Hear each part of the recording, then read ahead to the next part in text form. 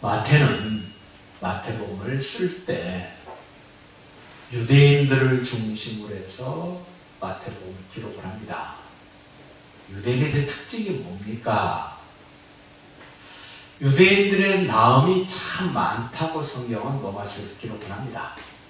그 중에서도 독특한 것 하나를 들자면 그들이 하나님의 말씀을 맡았다. 율법을 그들이 맡았다.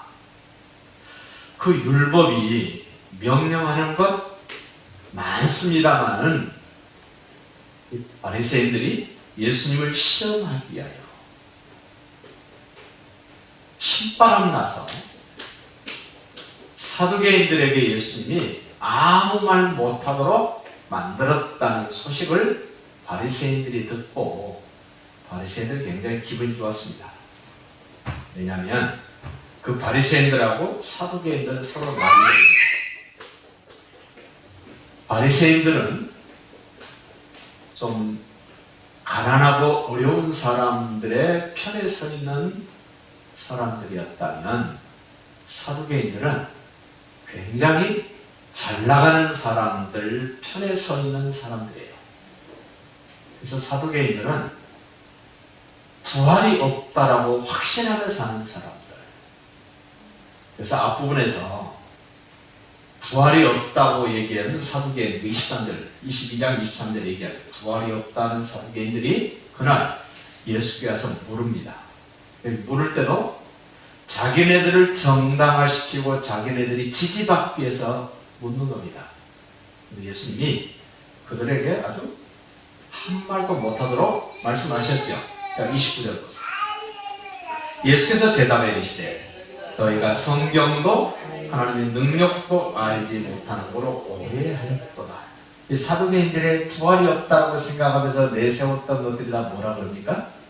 내가 성경도 모르고 하나님의 능력도 몰라서 너희들이 오해했다. 부활이 확실하게 있다는 겁니다. 그래서 사두개인들이 예수님에게 아무 말도 못했다는 소식을 바리새인들이 듣고 기분이 너무 좋았어요. 그래서 바리새인들도 예수님에 와서 자기들이 알고 자기들이 주장하고 있는 어떤 내용으로 예수님에게 와서 좀 지지를 받고 예수님께 오케이 사인을 받고 싶어서 지금 하는 얘기예요. 자, 34절 보시죠. 예수께서 사두개인들로 대답할 수 없게 하셨다함을 바리새인들이 듣고 모였는데 이 분위기가 느껴지세요?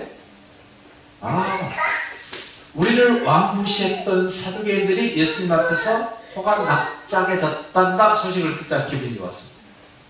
그래서 그들이 예수님에게 의기양양히 와서 찾아와서 이야기를 합니다. 35절 그 중에 한 율법사가 예수를 시험하여 묻되 참 건방지죠? 예수님을 자기들이 테스트해 보겠다는 거예요. 선생님, 율법 중에서 어느 계명이 큽니까? 바리새인들이 내세우고 있는 것이 뭐냐면 율법이었어요. 율법.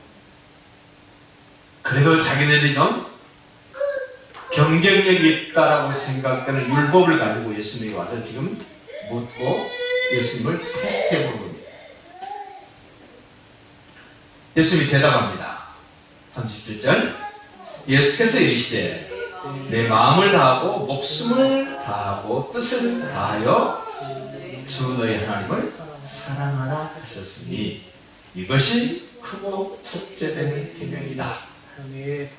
둘째도 그와 같으니 내 이웃을 내 자신같이 사랑하라 하셨으니 이 두 계명이 온 율법과 선지자의 강령이니라. 두 계명이 가장 중요한 계명이랍니다. 하나님 사랑, 자기를 사랑하는 사람으로 이웃을 사랑하는 것, 그게 가장 큰 계명이다. 이 계명을 하나로 묶으니까 뭡니까? 사랑입니다. 사랑. 마태는 이 율법에서 강력하게 명령하는 것이 뭔가를 소개를 하는데, 자, 5장을 보십시오. 마태복음 5장 17절을 봅니다. 예수님이 직접 하신 말씀이에요. 내가 율법이나 선지자를 폐하려 온 줄로 생각하지 말라. 폐하려 온 것이 아니요 완전하게 하려 함이라. 예수님이 이 땅에 오셔서 구약에서 그렇게 많이 강조되고 강조된 율법을 폐하려, 없이 하시려고 오신 것이 아니라 예수님은 율법과 선지자를 온전케 하려, 율법에서 말씀하시고 있고 선지자들을 통해서 말씀하셨던 그 모든 것들을 완성시키러 오셨다라고 얘기를 합니다. 그러면 이 율법과 선지자를 완성시키는 방법이 뭐라고 예수님이 가르쳐 주십니까? 사랑이라는 겁니다. 율법을 완성시키는 것 사랑이다. 수많은 선지자들이 와서 말씀하셨던 것들을 완성시키는 것이 뭐냐면 사랑이다. 이렇게 소개를 합니다. 자, 마태복음 7장으로 보십시오. 7장 12절. 그러므로 무엇이든지 남에게 대접을 받고자 하는 대로 너희도 남을 대접하라. 이것이 율법이요 선지자니라. 5장에서 예수님이 말씀하셨던 율법과 선지자를 완성시키러 오셨는데 사랑으로 완성을 시키라고 말씀을 하시고, 그 율법과 선지자가 뭐냐면 너희가 대접을 받고 싶은 대로 너도 먼저 남을 대접하라. 이것이 율법에서 요구하는 것이고 선지자들의 명령이다. 내가 대접을 받고 싶은 대로 너도 남을 대접해라. 먼저 대접해라. 네가 먼저 해라. 예수님이 오셔서 어렵고 힘든 사람들을 집중적으로 찾아다니면서 예수님이 그들을 먹이시고 입히시고 그들을 살리시고 그들을 돕는 일을 하셨습니다. 오늘 읽었던 마태복음 22장 37절로 40절, 마태는 5장 17절, 7장 12절, 20장 37절로 40절에서 율법과 선지자를 세 군데서 이렇게 중요한 말씀으로 말씀을 하시는데, 이제 마지막 마태복음에서 마지막에 율법과 선지자를 설명하시면서 하나님은 사랑하는 것이 율법이고 선지자들은 명령이다. 이웃을 내 자신같이 사랑하는 것이 율법의 명령이요 선지자들의 명령이다. 그러면서 다시 20장으로 가보세요. 가장 중요한 큰 계명이 무엇입니까? 라고 율법을 잘 알고 가르쳤던 바리새인들이 묻자 예수님이 하시는 말씀, 너는 마음을 다해서 주 너희 하나님을 사랑하는 것이 율법에서 요구하는 것이다. 율법을 알면, 율법을 들여다보고 깨닫는 사람들은 하나님을 사랑해야 되는구나. 정말 마음을 다하고 목숨을 다하여 뜻을 다하여 주 너희 하나님을 사랑하라는 것이 율법의 요구였다는 것을 압니다. 하나님을 사랑할 수 있는 사람, 하나님으로부터 사랑받지 못하면 사랑할 줄 모릅니다. 원래 아담 이후로 태어난 사람들은 사랑할 줄 모릅니다. 왜 그렇습니까? 사랑은 받아보아야 줄 압니다. 받아본 적이 없는 사람은 사랑이 뭔지도 모르고 사랑을 줄 줄도 모릅니다. 세상을 살면서 보면 선물도 받아본 사람이 선물도 줄 압니다. 생일 선물, 어떤 의미 있는 선물을 한 번도 받아본 적이 없는 사람은 선물 줄 모릅니다. 하나님으로부터 사랑받아본 사람이 하나님을 사랑할 수 있습니다. 모든 사랑의 원본이 하나님 사랑입니다. 아멘. 하나님으로부터 사랑받아본 사람이 그 원본대로 이제 나도 하나님을 사랑하게 됩니다. 예수님이 살아계실 때 예수님에게 가장 많은 사랑을 받았던 사도 요한입니다. 그 요한이 요한 1서에서 성경을 기록하면서 그렇게 말합니다. 하나님은 사랑이시다. 아멘. 하나님은 사랑이시다. 아멘. 우리가 하나님을 사랑하는 것이 아니고 하나님이 먼저 우리를 사랑하셨다. 아멘. 이 사랑이 공급되고 이 사랑이 깨달아지는 사람들이 하나님을 제대로 사랑할 수 있습니다. 아멘. 그 말라기서를 보면 참 재밌습니다. 하나님이 이스라엘 백성들에게 이렇게 말씀합니다. 내가 너희들을 무척 사랑했다. 이래요. 그런데 이스라엘 백성들이 화가 난 겁니다.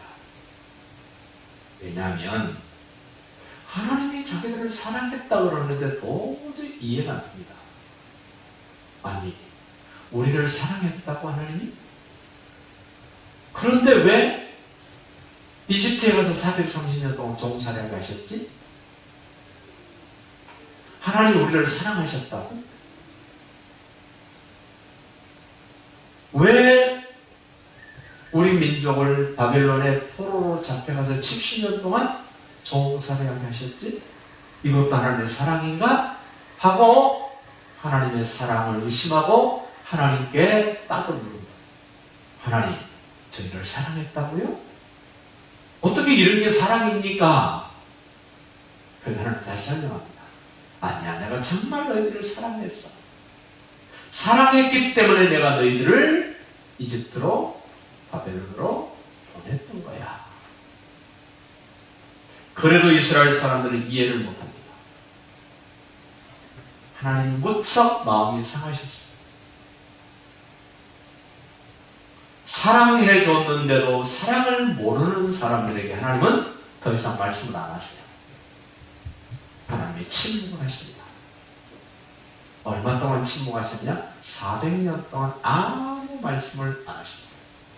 사랑을 해줬는데도 언제 사랑해줬습니까? 라고 따지고 덤비고 묻는 사람들에게 하나님은 400년 동안 아무런 말씀을 안 하셨다는 사실을 기억하십시오.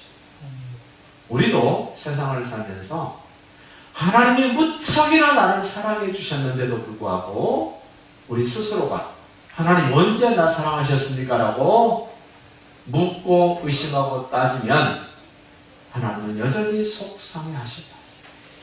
다른 것은 문제 삼아도 다 참고 하나님이 넘어가십니다만은 하나님의 사랑에 대한 의심을 가지고 문제를 삼고 따질 때 하나님 더 이상 못 참으세요. 다른 거는 그렇게 오래 참고 참으셨는데 사랑을 퍼주고 퍼줬는데도 하나님 나 언제 사랑했습니까? 라고 말할 때 하나님이 얼마나 속상하십니까? 하나님이 아무런 말씀을 안 하실 그 400년을 보고 역사는 이렇게 평가합니다. 캄캄한 암흑기였다.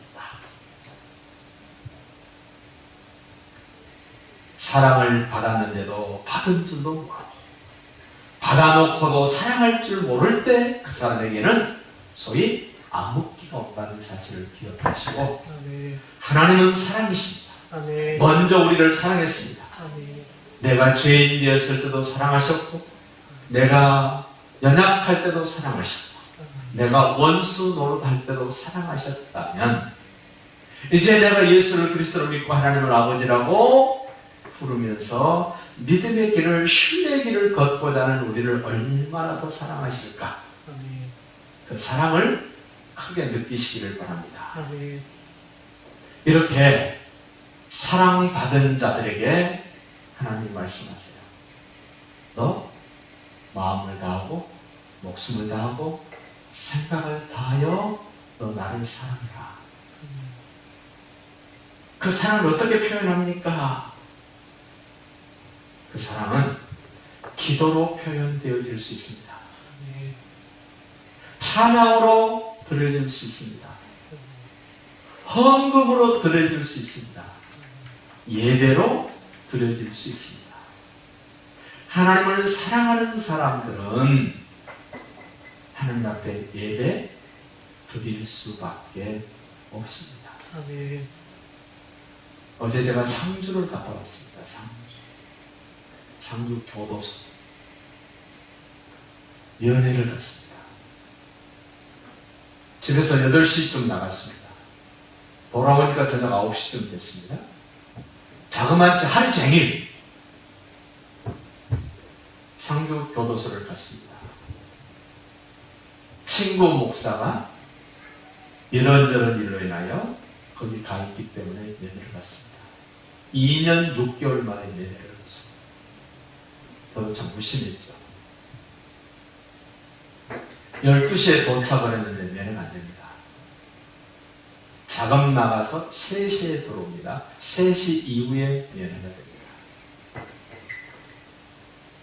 면회하러 갔기 때문에 돌아올 수 없어요. 3시간을 기다렸습니다. 면회 시간이 15분입니다. 계산해 보십시오. 하루 종일 15분을 면회하기 위해서 갑니다. 그분과 저와의 관계가 없다면 미친 짓이죠. 그렇지 않습니까? 그럼에도 불구하고 제가 알고 있는 친구요, 아끼고 사랑하는 사람이기 때문에 15분 얼굴 보고 유리 사이에 두고 조그만한 스피커폰으로 서로 대화를 합니다. 소리도 똑똑하지도 않습니다. 콧방맹이 소리 나죠? 찌직거리죠? 옛날에는 유리 구멍 뽕뽕 뚫려지도록 했죠? 지금은 그것도 없습니다. 완전히 유리가 막혀 있습니다. 스피커폰으로 서로 대화를 주고받습니다. 답답합니다. 제가 그 15분 면회를 하고 나오면서 깨달아지는 거. 우리가 일주일 내내 준비해서 주일 예배를 드립니다. 시간을 얼마나 썼습니까? 마음을 얼마나 썼습니까? 정성을 얼마나 들였습니까? 하나님을 사랑하지 않고 하나님과 친밀함이 없는 사이라면 그 예배 시간 미친 짓일 것입니다만은 딱 하나, 사랑하기 때문에 그 시간이 아깝지 않습니다. 아멘. 오래 기다려도 문제가 되지 않습니다. 아멘. 그 상대방과 나와의 관계가 뭐냐는 겁니다. 그 상대가 누구냐에 따라서 미친 짓일 수도 있고 굉장히 가치 있는 일일 수도 있습니다. 면회가 거의 끝나갈 때쯤 그 친구 목사는 거예요. 여기 들어앉아 있어 보니까 가족이 얼마나 중요한지, 친구가 얼마나 중요한지를 확실하게 깨닫다. 가족이 어차피 가족이니까 면회로 오겠죠. 친구가 많았는데 면회 오는 사람이 손가락에 꼽히는 거예요. 친구라고 다 친구가 아니구나. 그 이야기를 들으면서 깨달았습니다. 하나님 앞에 예배드린다는 것이 면회 15분 동안 면회하기 위해서 그 시간을 들이고 물질을 들이고 마음을 들여서 했던 그것과 다를 바가 없구나. 하나님을 사랑한다면 예배해야 됩니다. 아멘. 하나님을 사랑한다면 기도해야 됩니다. 아멘. 하나님을 사랑한다면 섬기고 봉사하고 순종해야 됩니다. 아멘. 하나님의 사랑을 그렇게 한마디로 말씀드리고 싶습니다. 이제 둘째 계명을 얘기합니다. 39절 봅시다. 둘째도 그와 같으니. 둘째도 그와 같다는 말은 무슨 뜻일까요? 첫째와 같다는 겁니다. 내 이웃을 내 자신, 사랑하라. 그런데 그 사이에 끼어 있는 게 있습니다. 내 자신. 내 자신이 자신같이, 여러분 자기 사랑 어떻게 합니까? 너무 잘하죠. 자기 사랑은 아끼지 않습니다. 최고로 자기를 사랑합니다. 하나님이 왜 우리 마음속에 자기를 아끼고 자기를 사랑하고 좋은 거 먹이고 좋은 거 입히고 좋은 환경을 만들려고 애를 쓸까요? 그 마음으로 뭐 하라고? 이웃사랑하라고. 아멘. 자기를 사랑할 줄 모르는 사람 이웃사랑할 수 있습니까? 그런데 안타깝게도 교회에서 자기 사랑을 얘기 안 합니다. 근데 예수님은 누구 사랑하라고요? 자기 사랑하는 것 같이 이웃을 사랑하라. 아멘. 자기 사랑할 줄 모르는 사람 자존감이 떨어집니다. 자기 사랑할 줄 아는 사람이 자존감이 있어서 베풀 수 있습니다. 자존감이 떨어진 사람은 결코 이웃에게 베풀 수 없습니다.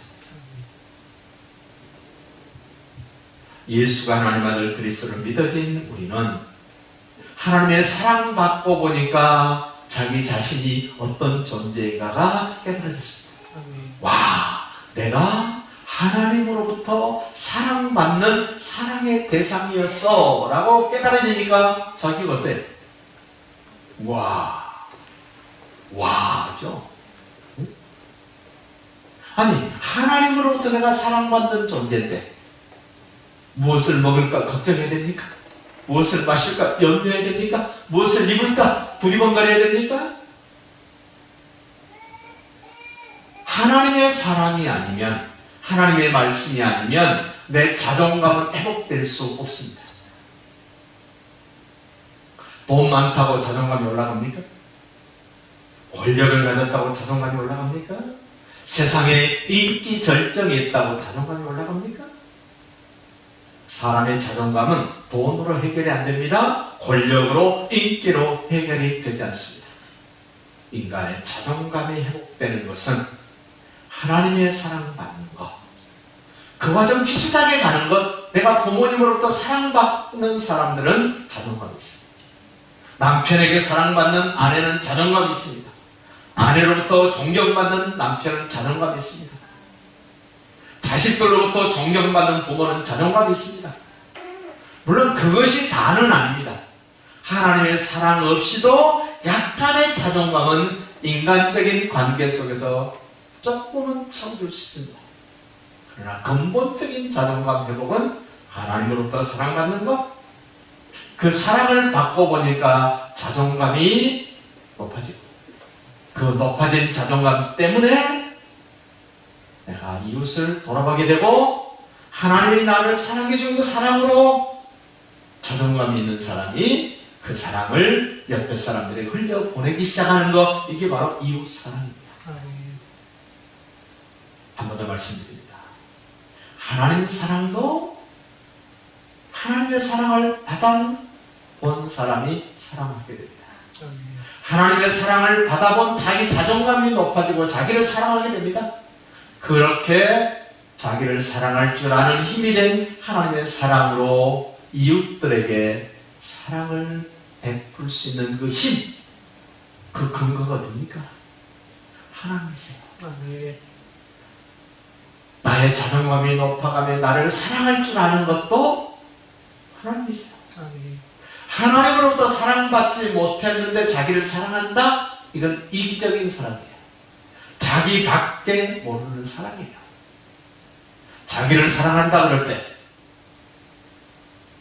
자기밖에 모르는 사랑을 하고 있지는 않는지 보라고. 하나님의 사랑 때문에 나를, 자기 자신을 사랑하면서 그 사랑으로 내 이웃들을 사랑할 수 있는 그 사랑이 나를 사랑하는 사랑인가를 돌아볼 수 있기를 바랍니다. 아멘. 그래서 자기 사랑은 철저하게 회개합니다. 아버지로부터 사랑받으니까 어떻습니까? 회개됩니다. 회개하고 나니까 성경이 보여지기 시작합니다. 성경이 읽어지기 시작합니다. 성경이 배워지기 시작합니다. 자기를 사랑하는 사람은 철저하게 회개할 줄 아는 사람. 아멘. 내가 어떤 존재인가를 성경에서 밝히 말씀해주는 그 성경을 배우고 깨닫고 점점 더 체계적으로 성경을 알아가고 싶은 그 힘이 어디에 있냐면 사랑에 있습니다.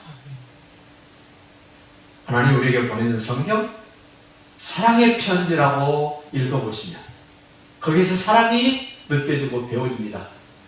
그 다음에 또 사랑을 더 크게 발전시키고 체계화시키려면, 더 풍성하게 하려면 어떻게 해야 됩니까? 성경 다시 들여다보고 성경도 알아가면 됩니다. 문제는 이웃사랑입니다. 하나님의 사랑을 받은 자신이 자기를 사랑하고 그 사랑으로 이웃사랑을 실천할 때 섬기는 겁니다. 예수님이 나를 섬겨주신 것처럼 나도 내 주변 이웃들을 섬깁니다. 어떤 집사님이 하나님께 받은 사랑은 반드시 되돌려드려야 됩니다 라고 얘기를 했더니, 금년에 배추 비싸죠? 김장값이 비싸죠? 그런데 김장을 꽤 많이 해가지고 복고 노인들에게 김장을 해서 김치를 갖다 주는 일을 한 거예요. 제가 창세기 22장 설교했던 그 설교를 듣고 깨달았다고, 내 주변에 있는 사람들에게 사랑을 흘려 보내기 위해서 내가 뭘 해야 될까 하다가, 금년에 김장값도 비싼데 김장 못하시는 복고 노인들이 많을 거라고 생각이 들어서, 내가 받은 사랑 내가 되돌려드리고 흘려 보내야 되겠다라고 생각을 해서 꽤 많은 김장을 해서 복고 노인들에게 일일이다 갖다 주는 일을 했다고 얘기를 하길래 제가 고맙다고 그랬어요. 참 고맙다. 그 말씀을 흘려버리지 않고 그 말씀을 붙잡아서 나에게 주신 말씀으로 깨달아 그렇게 순종하는 것, 하나님의 사랑이고 그렇게 섬기는 것 이웃 사랑이다라고 제가 이야기를 해줬습니다. 여러분, 섬기는 것 중에 가장 큰 섬김이 뭘까? 제 나름대로 생각했습니다. 그 크신 예수 그리스도를 전해주는 것, 섬김 중에서 가장 큰 섬김이다. 김치도 갖다 주고 밥도 갖다 주고 선물도 갖다 주면서 예수님을 그들에게 전해주지 않는다면 애석합니다. 안타깝습니다. 복음을 전해주는 것 가장 큰 섬김입니다. 가까운 이웃을 전도로 섬겼다면 좀 멀리 떨어진 이웃은 선교로 섬기는 것 이웃사랑입니다. 우리는 바리새인들이 예수님에게 와서 예수님을 시험하듯이 물었다면 우리는 더 이상 예수님 시험하지 말고 묻지도 말고 따지지도 말고 우리는 그냥 하나님 사랑을 예배로, 기도로, 찬양으로, 헌금으로 그냥 실천합시다. 자기 사랑을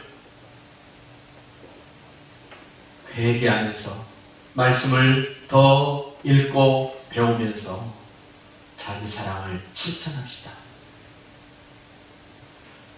이웃을 섬기면서 복음을 전해주면서 전도하면서 선교하면서 이웃 사랑을 실천하는 일에 우리가 좀 더 애쓰고 힘쓰면 하나님 앞에 섰을 때 착하고 충성된 종아, 내가 작은 일에 충성하였으며 내가 크고 많은 것들을 내게 맡기리라 말씀하실 줄로 확신하고 그때를, 그날을, 그 시간을 기다리면서